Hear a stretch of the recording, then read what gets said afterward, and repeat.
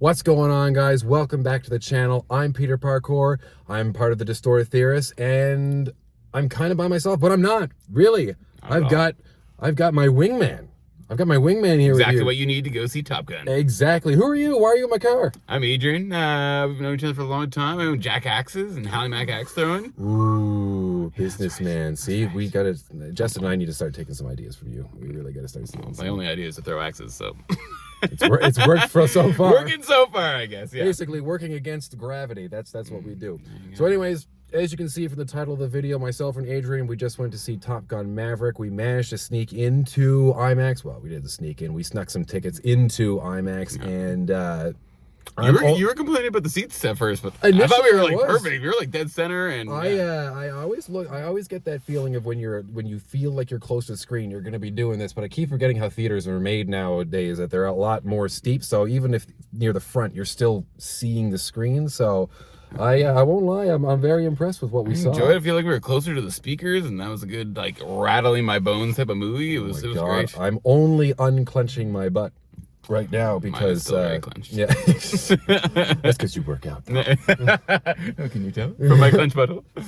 So yeah, ultimately we, like I said, we went to see Top Gun Maverick, and that was a movie for sure. Like, I mean, I say that a lot about a lot of movies, and Justin has said that too when we went and saw Morbius. That certainly was a movie, but that was a bad movie. But Top Gun Maverick, I mean, it's not going to win Oscars. It's not going to win a ton of awards.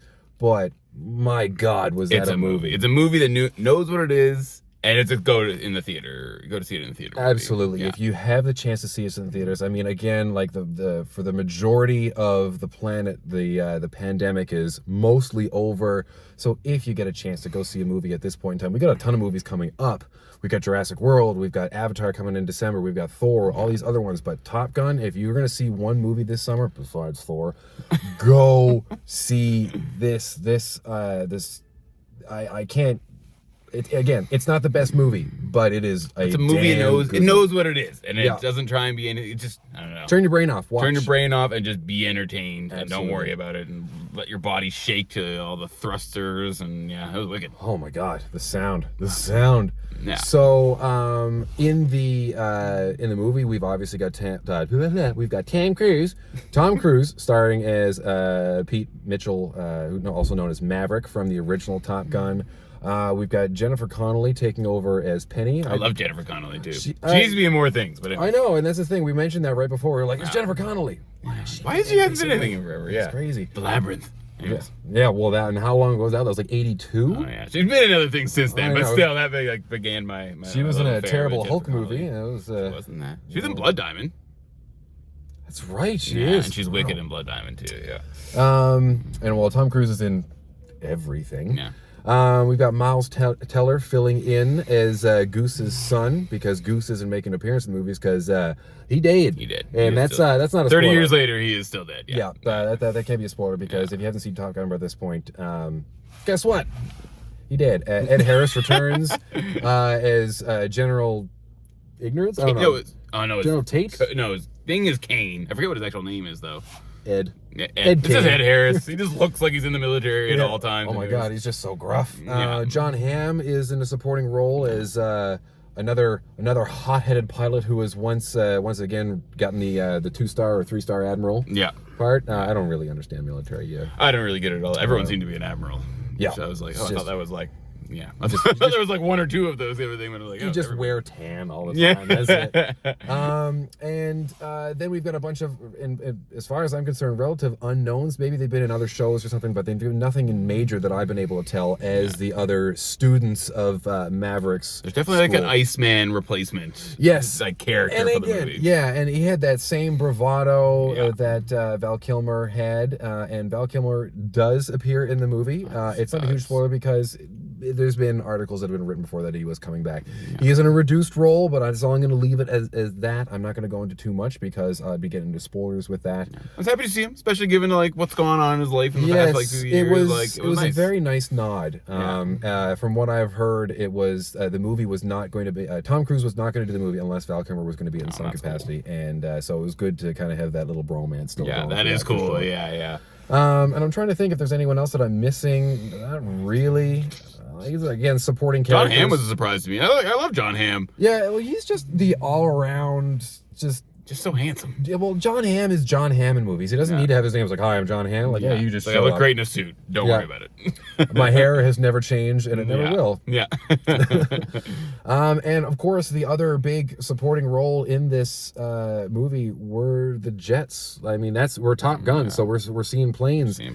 So, in terms of the plot, I'm not going to give too much away. From the official synopsis, Maverick has gone on his years. He's still in the military, the Navy, and he's testing what was eventually going to become unmanned drones.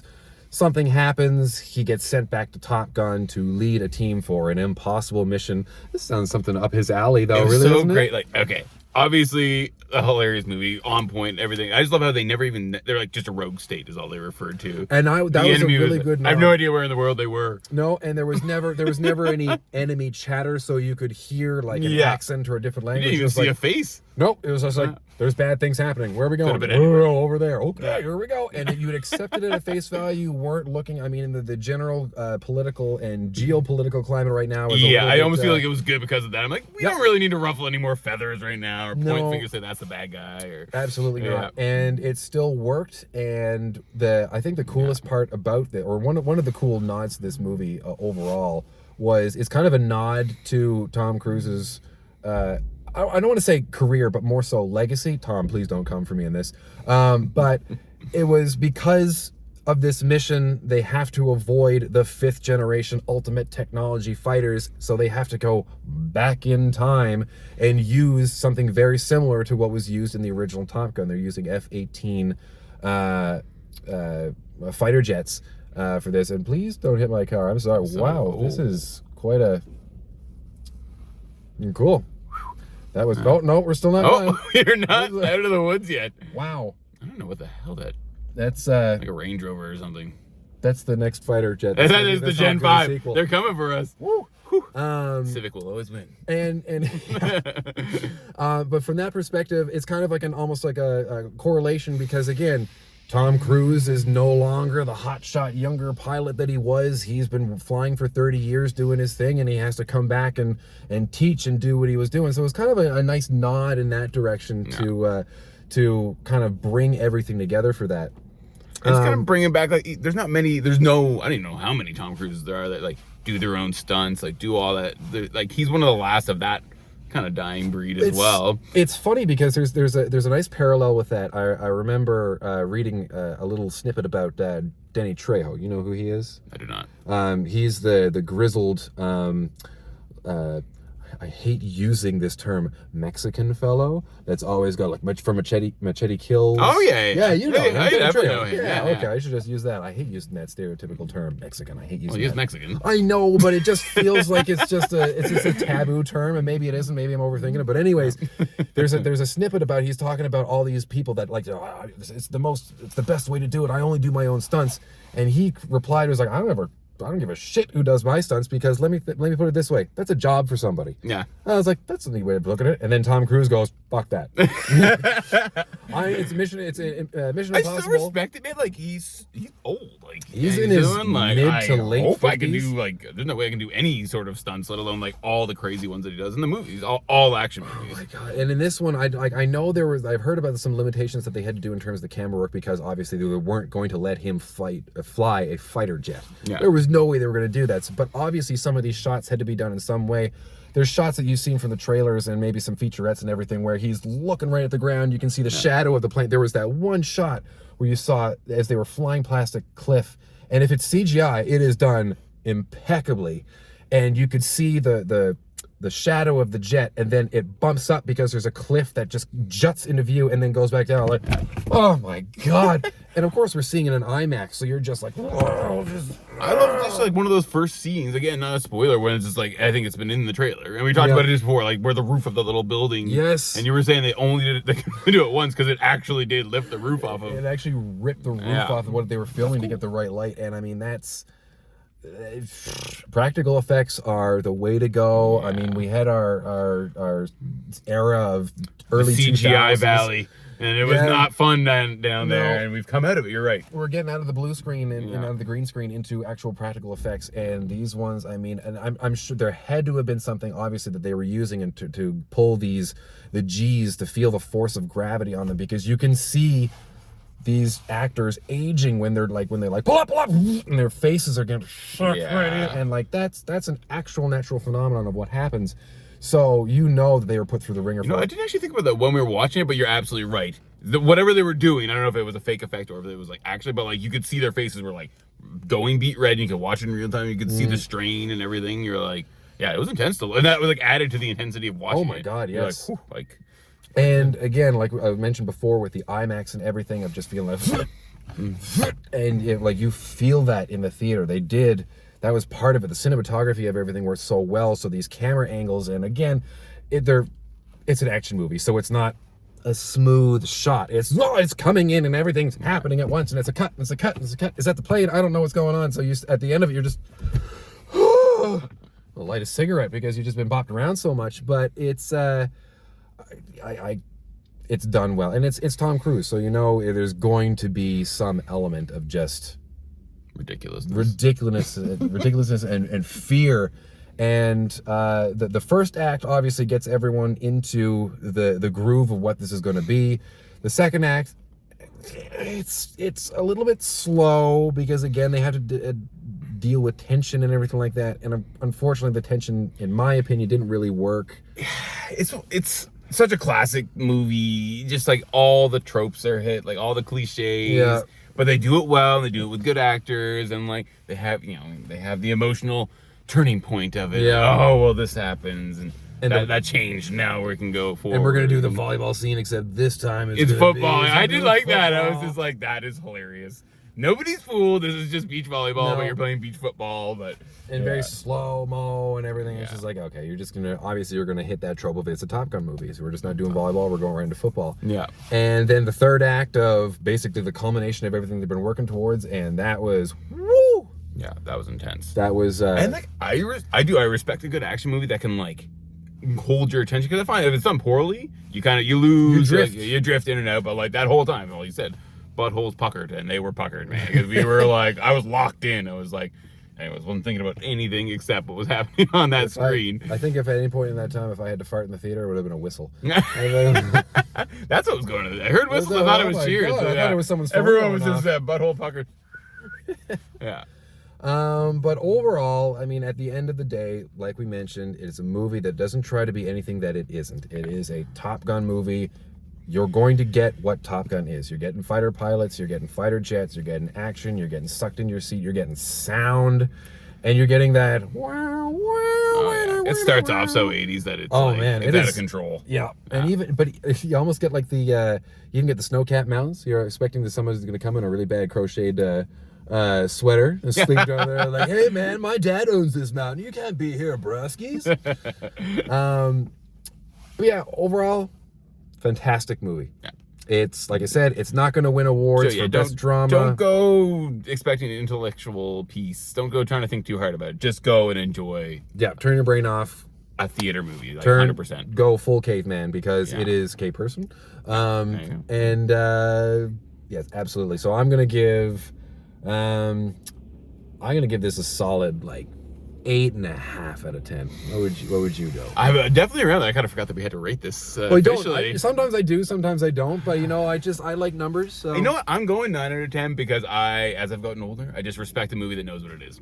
There we go. I don't care. It could be a stupid comedy that knows it's a stupid comedy, as we were talking about before. Yeah. It can be a good action movie that just doesn't try to be smart. It just entertains you or something like that. Like, Great. Yeah, I thought I was 9 out of 10. I knew exactly what it was, and I nailed it. entertained throughout. Yeah. So before I actually sign off, there's part of a reason why I brought Adrian on with me. He mentioned before that he's the owner and operator of Jack Axes and Helimac. Shameless plug coming up. Well, this is the thing. This is why we're doing it, because Adrian has helped us out a little bit, and I don't really think I need to help you out any, because I said to you earlier, man, every business always needs help. I know, it's always a cool way to interact with people and get out there and chat with, like, and this is like the coolest way, because our target demographic loves this kind of stuff. Yeah. Like, and our target demographic is around my age. They know they watch Top Gun as a kid, and they're definitely going to watch it now. So no, this is awesome. So all right, so at least tell our viewers, tell the fans, the Distorted Theorists, what you got going on. So we got a lot going on. Unfortunately, most of it's going on in our mainland spots, but hopefully that's kind of the testing ground this summer, and then hopefully it comes over here. So Jack Axe is business as usual for the most part. You got our leagues, we got a good time to go out for some craft beer, and our new facility is great. You got big open doors they can open up when it's sunny out and enjoy a beer and stuff like that. But on where are these locations? Oh, so one's here. It's on Mary Meeting Road, 95 Mary Meeting Road. One's in Halifax, right across from, I call it the Metro Center because I'm from Halifax. Don't judge me, St. John's. I've been here. I got no problem with Halifax. It's all my family. I know, but I'm like the mainlander. I've been here 15 years now, and I'm married to a Newfoundlander. I'll never be accepted. Anyways. So we're right across from the Metro Center, or the Scotiabank Center down in Halifax, and we have one in Fredericton as well. And we're rolling out in the 2 spots right now. We have a really cool mobile setup. You did a really gangster one here for a while. It was just like you set up the targets in someone's yard or whatever. And now we have like a fully caged in thing. We roll up with a big old truck. And anyway, so we already have a bunch of bookings. They're not even fully built yet. And you already got booked out? They already got things booked out for them, yeah. So we literally insane. took like pictures because we were like, we need to start like booking these now because we're getting into the summer. And anyway, so we like messaged people that had them in the States, and we're like, can we use some of your images? We're building something similar. And they said, yeah. So anyways, posted that. But ours are actually gonna be a little bit nicer than what we've posted, so that's good. Better to under promise, over deliver. There you go. Yeah. So excited about that. So that's what's going on in Halifax and Fredericton right now. Hopefully it'll be here next year. And the big one is I can't even say exactly what's gonna happen in Halifax. I wish this was happening a week later, because there's something big that we're about to announce. We'll be doing a lot of cool stuff in Halifax that we'll be making an official announcement in about a week. No more than 2. I've been made privy to some of these things too. Yeah, and spoiler alert. Yeah. There's absolutely no spoilers here. My lips are sealed because I can't do that because the owner's in the car with me. But beyond that, but that's Jack Axes. I mean, I've been going to Jack Axes for years. I've been, well, I guess I could say. I mean, I'm kind of employed as well. Yeah, kind of employed. You know? You're right. Well, you're just like Matt to me as well. I'm just like, you're kind of worked there, but you kind of just have been there since the beginning. We're the OG. You're the OG. I'm like, if you showed up late, I'm like, what am I going to say? Nothing. Yeah, no, don't need to. We're just done it. Yeah. And I mean, that's the thing. So it's a huge thing for community, for anyone that's in St. John's, Mount Pearl, surrounding areas. If you miss people after 2 years of being locked away, or if you just hate people in general, or if you hate people, it kind of works both ways. I was doing so well. Rage about people, and then I can just come in and let off some steam about so many people that are around me now. And if you're in the Halifax metro area or anywhere else in Nova Scotia, you want to check out some axe throwing. And if you're in the Fredericton area, and are there any more locations that we know that you're going to do summer? Or would you like to put any more? I don't know. Right now we're focused on actually just building up and we'll get into that, I guess, in a week. Doing newer things at the ones that we currently have, and then So where can people find out about Jack Axes? What's the best place? Online, jackaxesinc.com. On our Facebook page is probably the best for like new or Instagram, like where any information's coming out there. Halimac Axe Throwing is what we are on the mainland. That's a whole story about trademark issues that it's so boring. And people ask. And there used to be a Jack Axes out west, and when we expanded, now they no longer exist. So now it's super annoying. It's so silly, but it's silly. It's silly, yeah. So it was a non-issue, but as we were expanding, it became an issue, and now it wouldn't be an issue anymore. It's an issue, but it's a non-issue. It was an issue briefly, and now it would no longer be an issue, and here we are. So, but so that's it. That's Jack Axes. That's Halimac in a nutshell. Yeah. And it's like I said, I've been going there for years to work, to play, and I can't sing the praises enough because, God damn it, myself and Matt, we were going to do it. And then we read the article that someone was opening a Jack bar, and God damn it. But I'm glad it was you because, for God's sake, you were the MC at my wedding. So I mean, That's that true. I was. Yeah. I was such a good MC. You are. So it's so good you forgot about it. I'm also available to MC weddings if you need one. Yeah. But beyond that, that's it. I'm so glad that you came out for this because we got to have a good bro out movie for this. That was the ultimate bro out movie. Oh my God, yes. You were the goose to my maverick. I don't know. No, you're the goose to my maverick. Well, I almost said something on the way out here. I was like, well, I'm not even going to bring this up because it's going to be a debate. I'm like, no one wants to be goose. We're going to figure that out. So anyways, maybe the viewers can always to let us know about that. You should vote. Comment who you think is maverick and who Absolutely. you think is goose. And as always, I forgot to mention at the beginning of the video, I should have done it because that's the proper thing to do when it comes to plug in your own stuff. Make sure to like, make sure to subscribe if you haven't already been subscribed to the channel. Comment down below. Let us know who's the maverick, who's the goose, who's the rooster, who's the I'm interested to find out.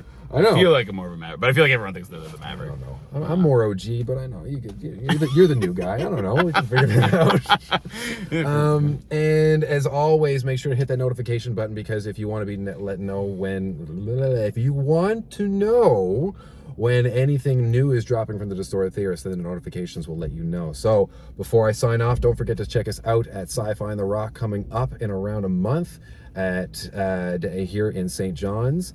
And this is going to be it. I'm just going to let it go right now. I am Peter Parkour of the Distorted Theorists, and as we always say on the channel, keep it real. Bye, guys.